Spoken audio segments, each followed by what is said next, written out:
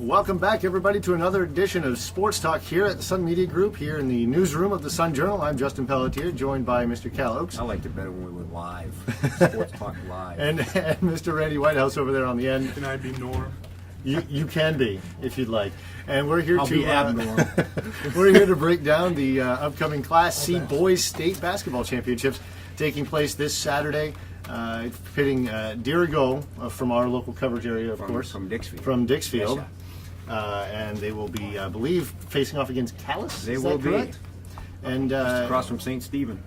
And Dirigo has rolled through pretty much everything, just like we kind of thought they would. Can they keep this going?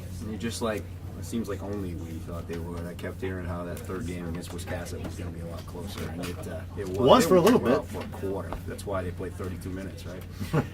It's going Okay, to be Coach. It's going to be interesting because Calais has won this Eastern Maine title, I believe, 4 years in a row, and their seniors and even their juniors are pretty well schooled in what it takes to win a game like this. It's going to be at the Bangor Auditorium, so I don't think it's any exaggeration to say it'll be the toughest battle yet for Dirigo this season. Yeah, some good matchups there.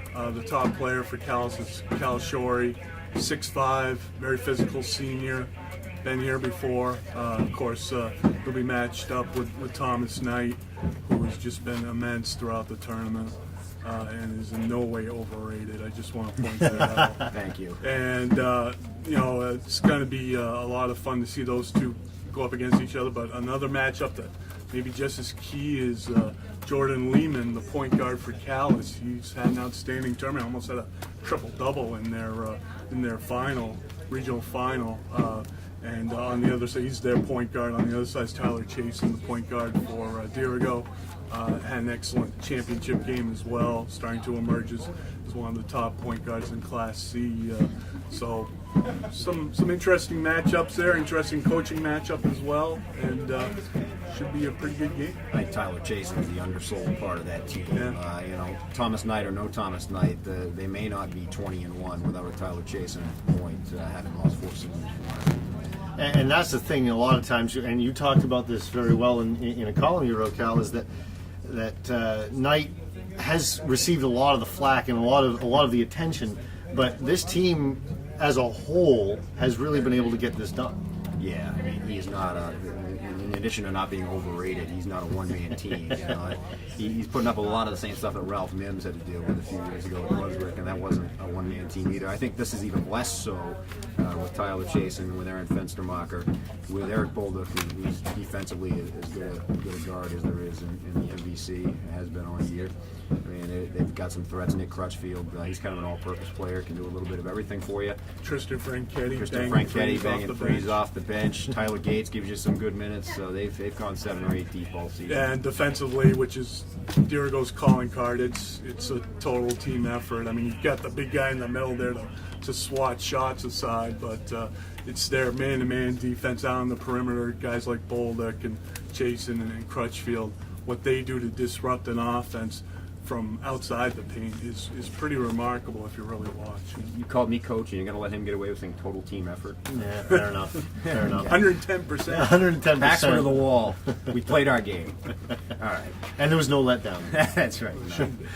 How much of a factor do you think venue plays into something like this?